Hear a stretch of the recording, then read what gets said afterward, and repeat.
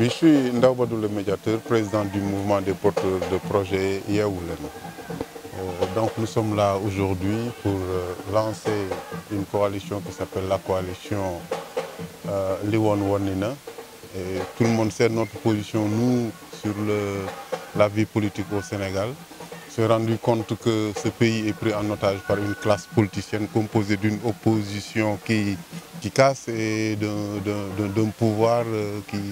qui en fait comme il le voudrait. Alors c'est à cet issue qu'on a monté cette coalition et on a derrière cette coalition-là un programme qui s'appelle le plan Sénégal normal, qui a repris tous les secteurs de la vie nationale du Sénégal pour remettre ça en équilibre, pour qu'on ait au Sénégal à l'endroit, puisqu'on est dans un pays qui est à l'envers. Voilà, donc c'est un peu ce qui fait qu'aujourd'hui on est tous là, avec des présidents de mouvements qui sont venus nous rejoindre, et bien évidemment décliner aussi notre projet global par rapport à un Sénégal d'après 2024. Ben voilà, nous on a travaillé sur la pêche par exemple. On a pensé que bon, voilà, il faudrait aujourd'hui que le territoire maritime sénégalais soit un territoire protégé. Il faudrait que les accords de pêche, qu'on revoie ça d'une manière où les Sénégalais vont pêcher pour les autres, qu'on ne signe pas des accords pour que les gens viennent pêcher ici, mais qu'on pêche pour eux, c'est très possible, parce qu'il est vraiment désolant de voir qu'un pays comme le Sénégal, avec 750 km de côte et plus de 200 000 km² de mer, n'ait pas une flotte, justement, une gendarmerie en mer, une flotte de bateaux-usines, ainsi de suite. Je crois qu'il faut venir à ça pour protéger nos eaux et pouvoir aussi signer des accords qui reprennent en compte les intérêts du Sénégal dans la plus-value de la chaîne de valeur. On a aussi parlé de l'école des métiers. L'école des métiers, d'abord, c'est le secteur informel. Il faudrait qu'on aille vers l'école des métiers et que, bon, voilà, que les jeunes puissent avoir des métiers, parce que le métier est le langage universel. Quand vous avez un métier, vous pouvez aller dans n'importe quel pays du monde parce que votre langue y est parlée. Quand vous êtes mécano au Sénégal, vous êtes en Chine, vous êtes ailleurs. Donc il faudrait des jeunes qui ont des métiers. Qu'on sorte de cette école improductive, c'est possible parce qu'on a une école en face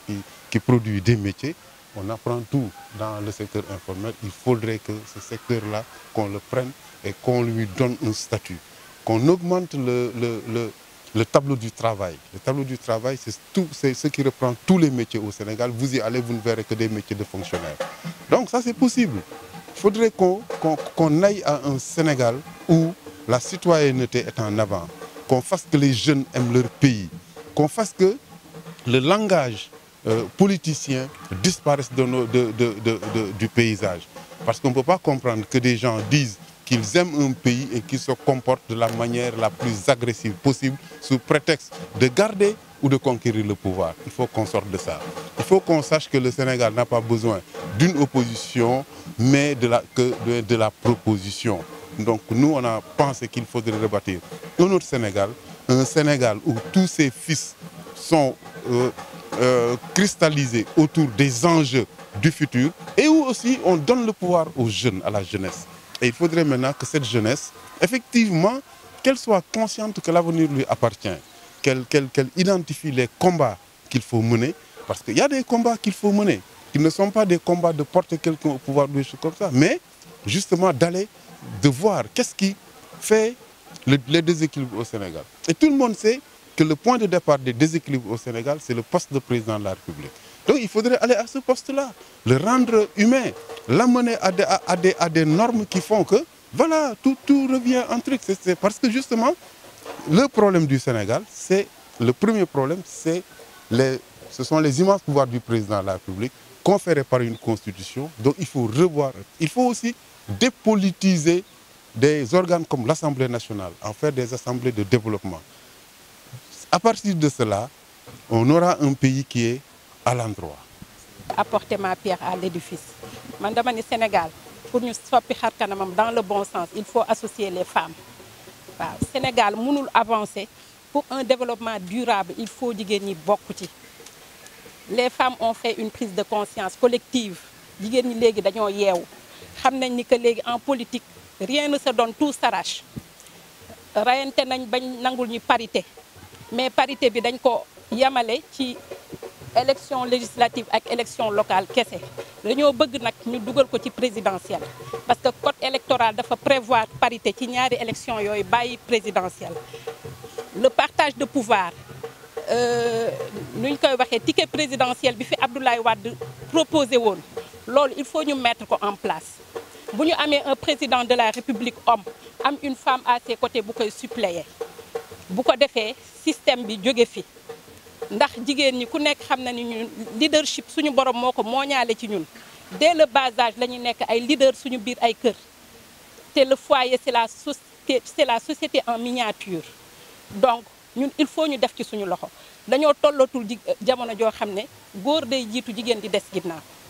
te jigéen ñi ku nekk xam na ni gérer kenn dàqu leen ko man damay wax ni que même les mairies jigéen yi ñoo ko war a yore ndax jigéen dafay ragal tout le temps ku ko indil tache noire dafay ragal tout le temps ku ko indil woy boo xam ne da koy topp ba ci ay sëtam moo tax boo ko joxee mu gérer dara c'est rare nga dégg ci ñoom détournement jigéen ñi seen loxo set na te xolu yaay bi nekk ci ñoom il faut jigéen ñi bokk ci dans la gestion de la cité te politique dañ ne c'est la gestion de la cité te nous avons les mêmes droits que les hommes man parti politique bi ma nekkoon di fa militer pendant 6 ans comme présidente nationale des femmes je me suis dit que c'est une coquille vide qu'on m'a donnée ndax sëriñ du la mës a ñaanal nga doon sëriñ dalay ñaanal rek nga sax ci taalibe ma xam ni que ce leader homme bi may soutenir li ma koy defal mën naa ko defal sama bopp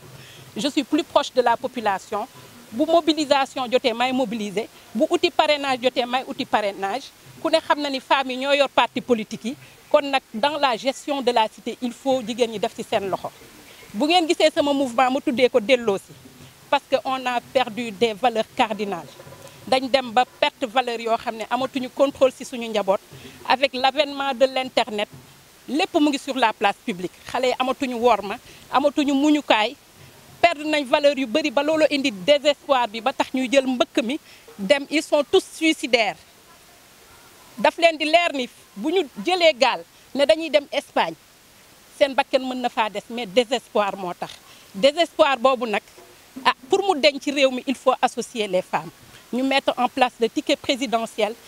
si on a un président homme une femme nekk à ses côtés ils seront élus au suffrage universel direct au même mandat que le président de la République. Bon, napp gi moom en fait je crois qu'on n'a pas besoin de trop nous éloigner tout le Sénégal a conscience de ce qui se passe au niveau jarul ñu ciy sori ndax Sénégal gi yëpp xam nañ li xew ci napp gi c'est-à-dire napp bu ñu demee ba fi mu toll ñu toxal ko teg ko ci loxoy gan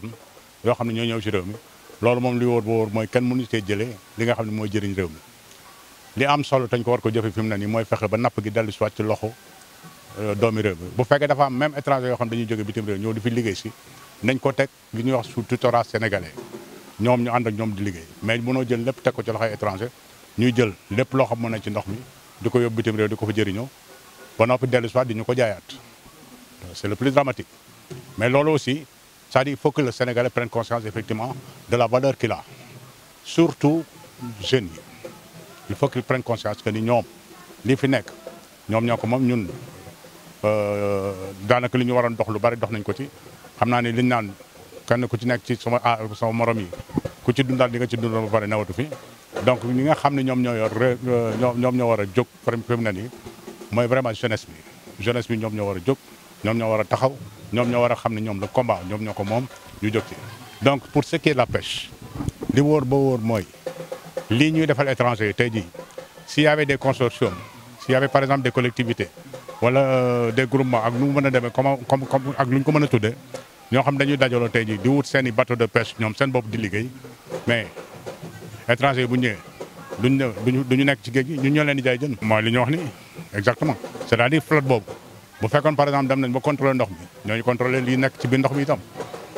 képp koo xam da nga doon gan boo ñëwee au lieu nga nekk ci di sànni say mbaal ci biir géej gi di napp ak yooyu da ngay ñëw ci ba sénégalais yi nga xam ne ñoo contrôler flotte bi ñoom ñoo lay jaay li nga xam moom la ñu produire effectivement loolu mooy la politique de l'avenir parce que fii ak ñi ngi sàggane loolu li wóor bu wóor mooy ndox mi moom li fi nekk gan yi dañ ko fi jëlee dinañ ko yóbbu te ñoom ñoo ñu koy jaayaat te li ñu gis fii fi mu ne nii Sénégal ci opposition mooy une opposition de rue c'est pas une opposition d'idée opposition de rue ak opposition d'idée du benn nit ki da ngay xeltu togg li nga xam ne moom nga xeltu fexe ba teg ko ci yoon bu ko defee liggéey bi mën a ñoŋ mais boo taxawee ci mbedd mi di door a sànni xeer rek xeex alkaati ak sangam sax amoo brin de solution bi nga xam ne fu mu toll ni ko te yow ñi tax nga di ko def mooy politiciens yi ñoo leen di sànni ñoo leen di sànni ci mbedd mi ñoo leen fay teg te doo gis politicien boo xam ne ci réew mën nga koo tudd ni teg baaraam ci loo xam ne moom jëfe na ko fi amul ñoom dañuy ñëw dugg ci biir politique bi ngir jëriñoo ko bu ko defee léegi fi mu toll ni jël gone yi def leen benn bouclier ñu nekk ci mbedd mi taxaw du xuloo ko xeex sàgg sax dëgg ko alors que nous avons une jeunesse boo xam ni c'est une ressource humaine boo xam ne jeunesse boobu li ñu war a def mooy am conscience ni toog ñoom seen bopp seen biir di xeltu di génne loo xam parce que ñoom ñoo gën a xam seen i problème bopp waaw donc ñoom seen bopp bu ñu jógee problème yi nga xam ne ñoom am nañ ko mais nañu taxaw réfléchir ci au lieu d'être dans la rue à se confronter avec les institutions de la République loolu amul benn njëriñ après ça ne rapporte aucune solution bi mooy ñoom nañu toog seen biir di waxtaan di déglu mag ñi parce que ñun aussi am nañ expérience boo xam ne am nañ ko dans ce monde en fait dans cette vie sénégalaise boo xam ne buñ ñu dégloo ñoom mën nañ leen teg ci yoon